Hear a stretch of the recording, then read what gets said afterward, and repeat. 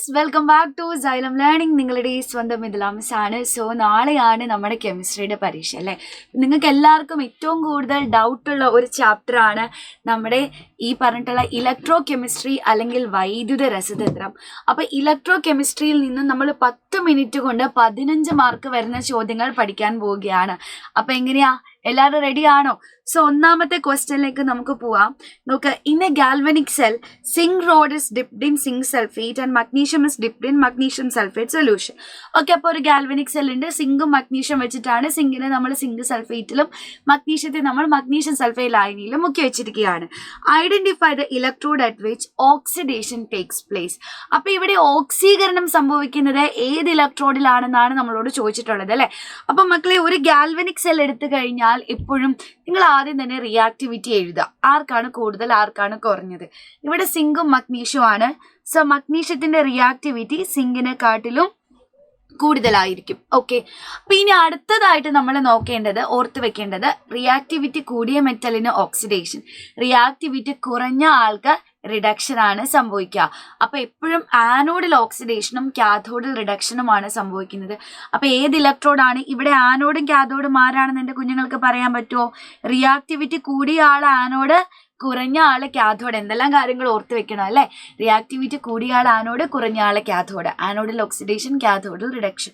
അപ്പൊ ഇവിടെ anode മഗ്നീഷ്യവും cathode സിങ്കുമായിരിക്കും.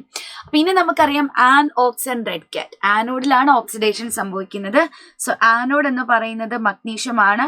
അപ്പൊ ഇവിടെ മഗ്നീഷ്യം അല്ലെങ്കിൽ ആനോഡിലാണ് ഓക്സിഡേഷൻ സംഭവിക്കുക. എനർജി ചേഞ്ച് എന്താണ്?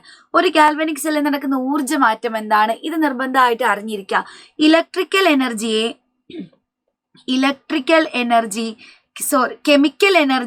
ഇലക്ട്രിക്കൽ എനർജി ആയിട്ട് മാറുന്നു കേട്ടോ. മിസ് പറഞ്ഞപ്പോ തിരിഞ്ഞു പോയില്ലേ. അതായത് ഒരു ഗാൽവനിക് സെൽ എടുത്തു കഴിഞ്ഞാൽ അവിടെ രാസോർജത്തെ നമ്മൾ എന്താ ചെയ്യുക? വൈദ്യുതോർജമാക്കി മാറ്റുന്നു. Chemical energy is converted into electrical energy. ഇത് തിരിഞ്ഞു പോരുത് കേട്ടോ. ഇനി കാഥോഡിൽ നടക്കുന്ന രാസപ്രവർത്തനം, write the equation for reaction taking place at cathode എന്നാണ് പറഞ്ഞിട്ടുള്ളത്. അപ്പൊ ഇവിടെ കാഥോഡ് എന്ന് പറയുന്നത് സിങ്ക് ആണ്. കാഥോഡിൽ നടക്കേണ്ടത് റിഡക്ഷൻ, നിരോക്സീകരണം, ഗെയിൻ ഓഫ് ഇലക്ട്രോൺ ആണ്. എപ്പോഴും ഓർത്ത് വെക്കുക, ഏത് മെറ്റലാണോ കാഥോഡ് അതിന്റെ അയോണിനാണ് റിഡക്ഷൻ സംഭവിക്കുക. അപ്പൊ ഇവിടെ കാഥോഡ് എന്ന് പറയുന്നത് സിങ്ക് ആണ്. സോ സിങ്കിന്റെ അയോൺ, അതായത് Zn2+ റിഡക്ഷൻ സംഭവിക്കുക. സോ എത്ര പോസിറ്റീവ് ചാർജ് ഉണ്ടോ അത്രയും നമ്പർ ഇലക്ട്രോണിനെ വാങ്ങാം. ഞാൻ ഇങ്ങോട്ടേക്ക് മാറ്റി എഴുതാം. അപ്പൊ നമ്മുടെ സിങ്ക് Zn2+ അയോൺ ആണ്. Zn2+ 2 പോസിറ്റീവ് ചാർജ് ഉണ്ട്. സോ 2 ഇലക്ട്രോണിനെ വാങ്ങി സിങ്ക് ആറ്റമായിട്ട് മാറും. ഇതാണ് കാഥോഡിൽ നടക്കുന്ന റിയാക്ഷൻ. ഇനി റിഡോക്സ് റിയാക്ഷന്റെ ഇക്വേഷൻ എഴുതണം. ഇവിടെ നടക്കുന്ന റിഡോക്സ് പ്രവർത്തനം. അപ്പൊ നമുക്ക് ആനോഡിലെയും കാഥോഡിലെയും ഇക്വേഷൻ കിട്ടിയാലാണ് റിഡോക്സ് പ്രവർത്തനം എഴുതാൻ പറ്റുക. അറ്റ് ആനോഡ് എന്താ സംഭവിക്കുക? ആനോഡ് എന്ന് പറയുന്നത് മഗ്നീഷ്യമാണ്. ആനോഡിൽ ഓക്സീകരണമാണ്. അപ്പൊ നമ്മുടെ മഗ്നീഷ്യം 2 ഇലക്ട്രോണിനെ വിട്ടുകൊടുത്ത് Mg2+ ആയിട്ട് മാറുന്നു. ഇനി കാഥോഡ് എന്ന് പറഞ്ഞാൽ അറ്റ് കാഥോഡ് നടക്കുന്ന നമ്മൾ ഓൾറെഡി കണ്ടു. കാഥോഡ് സിങ്ക് ആണ്. അപ്പൊ സിങ്കിന്റെ അയോൺ Zn2+ അയോൺ 2 ഇലക്ട്രോണിനെ വാങ്ങി സിങ്ക് ആറ്റമായിട്ട് മാറുന്നു. സെൽ റിയാക്ഷൻ എഴുതണമെങ്കിൽ ആനോഡ് റിയാക്ഷനും കാഥോഡ് റിയാക്ഷനും തമ്മിൽ നമ്മൾ ആഡ് ചെയ്ത് കൊടുക്കണം. ഓക്കെ, അങ്ങനെ ആഡ് ചെയ്യുമ്പോൾ 2 ഇലക്ട്രോൺ ക്യാൻസൽ ഔട്ട് ചെയ്യും. So Mg+ Zn2+ gives Mg2+ Zn. ഇതാണ് ഈ ഗാൽവനിക് സെല്ലിൽ നടക്കുന്ന റിയാക്ഷൻ. അപ്പൊ 4 മാർക്കിന്റെ ചോദ്യം മസ്റ്റ് ആയിട്ട് പഠിക്കുക. അടുത്തതാണ് ഇലക്ട്രോലിറ്റിക് സെല്ലിനെ പറ്റിയിട്ടുള്ളതാണ്. What is the energy change in an electrolytic cell? ഒരു ഇലക്ട്രോലിറ്റിക് സെൽ, വൈദ്യുത രാസ സെല്ലിൽ നടക്കുന്ന ഊർജ്ജമാറ്റം എന്താ? ഗാൽവനിക് സെല്ലിൽ നടക്കുന്നതിന്റെ നേരെ ഓപ്പോസിറ്റ്. അതായത് ഇലക്ട്രിക്കൽ എനർജിയെ കെമിക്കൽ എനർജി ആക്കി മാറ്റുന്നു. അതായത് വൈദ്യുതോർജത്തെ രാസോർജമാക്കി മാറ്റുകയാണ് ഇവിടെ ചെയ്യുന്നത്. നമ്മൾ നേരത്തെ കണ്ടത് നേരെ തിരിഞ്ഞിട്ടാണ് അല്ലെ. കെമിക്കൽ എനർജി ഇലക്ട്രിക്കൽ എനർജി ആയി. അപ്പൊ ഇലക്ട്രോലിറ്റിക് സെല്ലിലേക്ക് വരുമ്പോൾ ഇവിടെ വൈദ്യുതോർജം രാസോർജമായിട്ട് മാറുന്നു, ഇലക്ട്രിക്കൽ എനർജി കെമിക്കൽ എനർജി ആയിട്ട് മാറുന്നു. In which electrode oxidation take place? ഇത് മക്കളെ ഗാൽവനിക് സെല്ലാണെങ്കിലും അല്ലെങ്കിൽ എവിടെയാണെങ്കിലും ശരി, ആനോക്സും റെഡ് കാറ്റും. Anode oxidation, cathode reduction. അപ്പോൾ ഇവിടെ ആനോഡിലാണ് ഓക്സിഡേഷൻ, ആനോഡിലാണ് ഓക്സീകരണം സംഭവിക്കുന്നത്. അടുത്തത് എന്താ? During the electrolysis of molten NaCl, what are the product obtained at anode and cathode? ഉരുകിയ NaClനെ വൈദ്യുത വിശ്ലേഷണം നടത്തുമ്പോൾ ആനോഡും കാഥോഡിലും ലഭിക്കുന്ന ഉൽപ്പന്നങ്ങൾ ഇത് നിങ്ങൾക്ക് മാറാൻ പാടില്ല. NaCl സൊല്യൂഷൻ ആണെങ്കിൽ ആനോഡ് ക്ലോറിൻ, കാഥോഡിൽ ഹൈഡ്രജൻ ഗ്യാസ്. എന്നാൽ മോൾട്ടൺ NaCl ഉരുകിയ NaCl ആണെങ്കിൽ ആനോഡിൽ നമുക്ക് കിട്ടുന്നത്, അടുത്തൊരു പേജ് എടുത്ത് എഴുതാം, ആനോഡിൽ നമുക്ക് കിട്ടുന്നത് ക്ലോറിൻ ഗ്യാസ് തന്നെയാണ്. അത് മോൾട്ടൺ ആയാലും സൊല്യൂഷൻ ആയാലും സെയിം ആണ്. ഉരുകിയ NaCl ആയാലും NaCl ലായനി ആയാലും ആനോഡിൽ ക്ലോറിൻ ഗ്യാസിനെ കിട്ടാം. പക്ഷെ കാഥോഡിലാണ് ഡിഫറൻസ്. ഇവിടെ മോൾട്ടൺ NaCl ആണെങ്കിൽ കാഥോഡിൽ നമുക്ക് കിട്ടുന്നത് സോഡിയം ആണ് കേട്ടോ. സോഡിയം മെറ്റലാണ്. NaCl സൊല്യൂഷൻ ആണെങ്കിൽ ഹൈഡ്രജൻ ഗ്യാസ് ആണ്. അടുത്തത്, write the equation for oxidation here. അപ്പൊ മക്കളെ ഒന്ന് ശ്രദ്ധിച്ചേ, എവിടെയാണ് ഓക്സിഡേഷൻ നടക്കുക? ആനോഡിലാണ് അല്ലെ. അപ്പൊ ആനോഡിലേക്ക് പോസിറ്റീവ് ചാർജുള്ള ആനോഡിലേക്ക് പോകുന്നത് ആരാണ്? ആനോഡിലേക്ക് പോകുന്നത് നെഗറ്റീവ് ചാർജുള്ള ക്ലോറൈഡ് അയോണുകളാണ്. അപ്പോൾ 2 ക്ലോറൈഡ് അയണുകൾ ആനോഡിലേക്ക് എത്തും. അവ 2 ഇലക്ട്രോണിനെ വിട്ടുകൊടുത്ത് ക്ലോറിൻ ഗ്യാസ് ആയിട്ട് മാറും. ഇതാണ് ആനോഡിൽ നടക്കുന്ന റിയാക്ഷൻ. കാഥോഡിൽ നടക്കുന്ന റിയാക്ഷൻ, കാഥോഡിലേക്ക് പോകുന്നത് Na+ അയോണുകളാണ്. അവർ ഒരു ഇലക്ട്രോണിനെ വാങ്ങി സോഡിയം മെറ്റൽ ആയിട്ട് മാറും. അപ്പൊ നമ്മളോട് ഓക്സിഡേഷൻ ആണ്. ഓക്സിഡേഷൻ എന്ന് പറഞ്ഞാൽ ആനോഡിൽ നടക്കുന്ന റിയാക്ഷന്റെ ഇക്വേഷൻ എഴുതാനാണ്. എഗെയിൻ 4 മാർക്കിന്റെ ചോദ്യമാണ്, ഇമ്പോർട്ടന്റ്. അടുത്തത്, analyse the figure and answer the following questions. നോക്കിക്കേ, ഇവിടെ ഏത് ബീക്കറിലാണ്?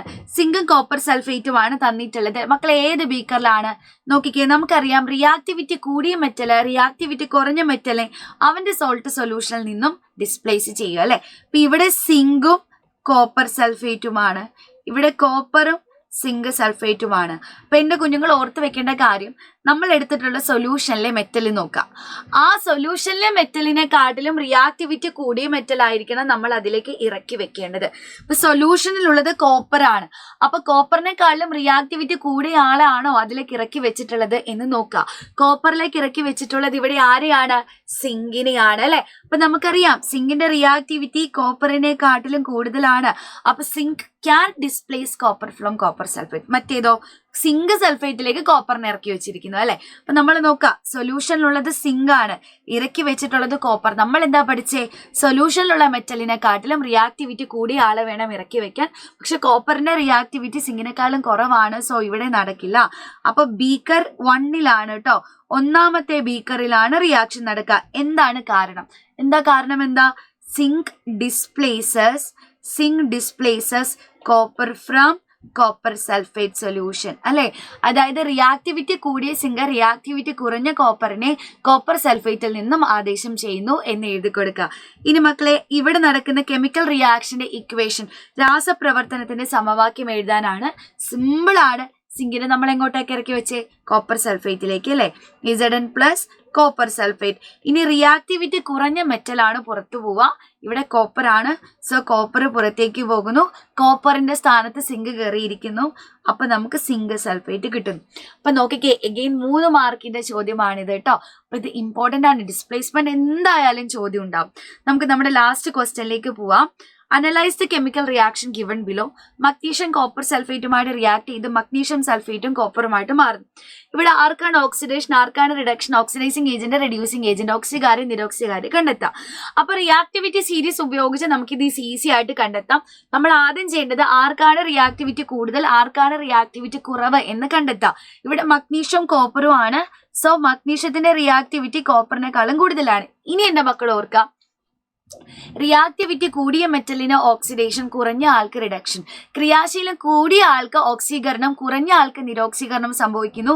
അപ്പൊ ഇവിടെ ഓക്സിഡേഷൻ സംഭവിക്കുന്നത് മഗ്നീഷ്യത്തിനാണ്, റിഡക്ഷൻ സംഭവിക്കുന്നത് കോപ്പറിനായിരിക്കും. അല്ലെങ്കിൽ കോപ്പറിന്റെ അയോണിനാണ് കേട്ടോ. കൂടുതൽ സ്പെസിഫിക് ആയിട്ട് പറഞ്ഞാൽ ഏത് ആറ്റമാണോ, ഈ ചാപ്റ്റർ മൊത്തം അങ്ങനെയാണ്, ആറ്റത്തിനല്ല, പകരം ആറ്റത്തിന്റെ അയോണിനാണ് റിഡക്ഷൻ സംഭവിക്കുക. So Cu2+ ion. ഇനി ഓർത്തിരിക്കുക, ആർക്കാണോ ഓക്സിഡേഷൻ സംഭവിച്ചത് അയാളാണ്, ഓക്സിഡേഷൻ സംഭവിച്ച ആളാണ് റെഡ്യൂസിങ് ഏജന്റ്. പിന്നെ റിഡക്ഷൻ സംഭവിച്ച ആളാണ് ഓക്സിഡൈസിങ് ഏജന്റ്. ഓക്സീകരണം സംഭവിച്ച ആറ്റത്തെ നിരോക്സികാരി എന്നും നിരോക്സീകരണം സംഭവിച്ച ആറ്റത്തെ ഓക്സികാരി എന്നും നമ്മൾ വിളിക്കും. അപ്പൊ ഇവിടെ ഓക്സിഡേഷൻ നടന്നത് മഗ്നീഷ്യത്തിനാണ്. സോ മഗ്നീഷ്യമാണ് നമ്മുടെ റെഡ്യൂസിങ് ഏജന്റ് അല്ലെങ്കിൽ നിരോക്സികാരി. റിഡക്ഷൻ സംഭവിച്ചത് Cu2+, കോപ്പർ അയോണിനാണ്. അപ്പൊ കോപ്പർ അയോൺ ആണ് നമ്മുടെ ഓക്സിഗാരി. ഇതും ഇമ്പോർട്ടൻറ്റ്, 4 മാർക്കിന് നിങ്ങളോട് ചോദിക്കാൻ സാധ്യതയുള്ള ഒരു ചോദ്യമാണ്. അപ്പൊ ഏകദേശം എൻ്റെ കുഞ്ഞുങ്ങൾക്ക് ഒരു ഐഡിയ കിട്ടിയിട്ടുണ്ടാവും ഈ ഒരു ചാപ്റ്ററിൽ നിന്ന് എങ്ങനെയാണ് ക്വസ്റ്റ്യൻസ് വരിക എന്നുള്ളത്. അപ്പൊ ഇതിലെ ഒരുപാട് ചോദ്യങ്ങൾ നമുക്ക് ഡിസ്കസ് ചെയ്യാനുണ്ട്. അതൊക്കെ ഇന്ന് വൈകിട്ടത്തെ മെഗാ മാരത്തോണിൽ 7 മണിക്ക് നമ്മൾ ഡിസ്കസ് ചെയ്യുന്നതായിരിക്കും. അപ്പോൾ ഉഷാറായിട്ട് പഠിക്കുക. ഇനി എന്തെങ്കിലും ടോപ്പിക്കിൽ ഡൗട്ട് ഉണ്ടെങ്കിൽ ഇന്നലത്തെ നമ്മുടെ മിനി മാരത്തോൺ ഉണ്ട്, കംപ്ലീറ്റ് ആയിട്ട് എല്ലാ കാര്യങ്ങളും ഡീറ്റെയിൽ ആയിട്ട് അവിടെ ഡിസ്കസ് ചെയ്തിട്ടുണ്ട്. ആ ലൈവ് നിങ്ങൾ കാണുക, അടിപൊളിയായിട്ട് പഠിക്കുക. എല്ലാവർക്കും ഓൾ ദി ബെസ്റ്റ്.